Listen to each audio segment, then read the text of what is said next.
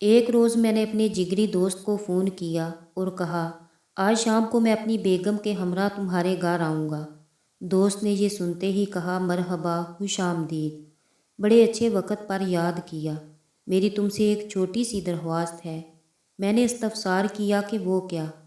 کہنے لگا جیسا کہ تم بڑے شہر میں رہتے ہو تو میں چاہتا ہوں کہ تم وہاں سے آتے ہوئے وہاں کی سب سے مشہور اور مہنگی بیکری سے 2 پاؤنڈ کا فریش کیک بھی لیتے آؤ، اور اس کے ساتھ فلاں چاکلیٹ، فلاں بسکٹ اور فلاں جوس بھی لیتے آنا۔ میں نے کہا کیوں، کیا یہ ہماری دعوت کا اہتمام ہے کیا؟ دوست نے کہا نہیں، یہ تمام اشیاء میرے بیٹے کی پسندیدہ ترین چیزیں ہیں، اور آج میں اپنے بیٹے کے ساتھ اس کی کامیابی کا جشن منانا چاہتا ہوں، لیکن اس وقت میں باہر نہیں جا سکتا، اور میں اسے اس بات کا احساس دلائے بغیر حیران کرنا چاہتا ہوں۔ میں نے دوست کی مطلوبہ چیزیں خریدیں، پرتعیش بیکری کا بل بھی ٹھیک ٹھاک بن گیا۔ میں نے رقم ادا کی، سامان لیا اور دوست کے گھر کی طرف روانہ ہو گئے۔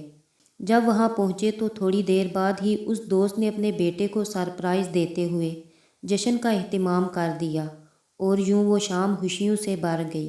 رات گئے جب میں نے دوست سے اجازت چاہی تو اس نے کہا میرے پاس کیک کا ایک بڑا ٹکڑا بچا ہے، برائے کرم مجھے شرمندہ نہ کیجیے گا اور اسے اپنے بچوں کے واسطے لے جائیں۔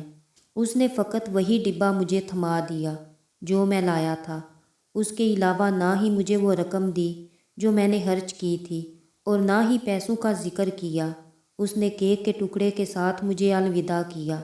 میں وہاں سے رخصت ہوا اور واپسی پر سارے راستے اسے کوستا رہا، اور اس وقت کو کوستا رہا جب میں نے اسے بتایا کہ اس کے ساتھ کچھ وقت گزارنے کے لیے آ رہا ہوں۔ گاڑی میں میری بیگم نے یہ کہہ کر تسلی دینے کی کوشش کی کہ شاید آپ کا دوست ادائیگی کرنا بھول گیا ہے، وہ کل ضرور یاد کرے گا اور آپ کو فون کر کے معذرت کرے گا اور پیسے بھی بھجوا دے گا۔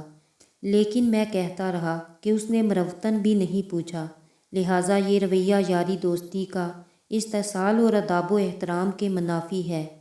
میں بددستور غصے میں بڑبڑاتا رہا۔ گھر پہنچ کر بیگم کو کہا کہ شیخ صاحب نے جو کیک کا ٹکڑا تھما کر احسان کیا ہے، وہ کیک کا ٹکڑا بچوں کو کھلا دو، کم از کم کچھ تو تسکین ہو۔ اس نے ڈبہ کھولا تو اس میں کیک کا ایک ٹکڑا اور پوری رقم کے ساتھ شکریہ کا رکا ملا، جس پر یہ الفاظ تحریر تھے، میرے دوست باوجود اس کے یہ بڑی رقم ہے، مگر میں جانتا ہوں کہ تم مجھ سے کسی بھی صورت میں پیسے نہیں لو گے، اس لیے میں نے تمہارے علم میں لائے بغیر پیسے ڈبے میں رکھ دیے ہیں۔ میں حیران کم اور شرمندہ زیادہ تھا، اور اس وقت کچھ سمجھ نہیں آ رہا تھا کہ اب کیا کروں۔ میں نے اپنی بیوی سے پوچھا کہ اس دوران میں نے اپنے دوست کے متعلق جو رائے بنا لی تھی، کیا میں اپنے دوست سے اپنے برے خیالات کے لیے معذرت کروں اور معافی مانگوں؟ اس نے کہا آپ کے متعلق اس کا جو حسن ظن ہے اسے اس پر قائم رہنے دیں، اور آپ بھی دوسروں کے بارے میں اچھا گمان رکھیں۔ ہمارے اکثر مسائل ہمارے قول و فعل میں پیدا ہونے والی غلط فہمی اور ہمارے رویوں کی غلط تشریح کی وجہ سے ہوتے ہیں۔ کاش ہم ایک دوسرے کے لیے ایسے ہی اچھے بہانے بنا سکتے جیسے میرے دوست نے کیک کے ٹکڑے کے بہانے ڈبے میں پیسے رکھ دیے تھے۔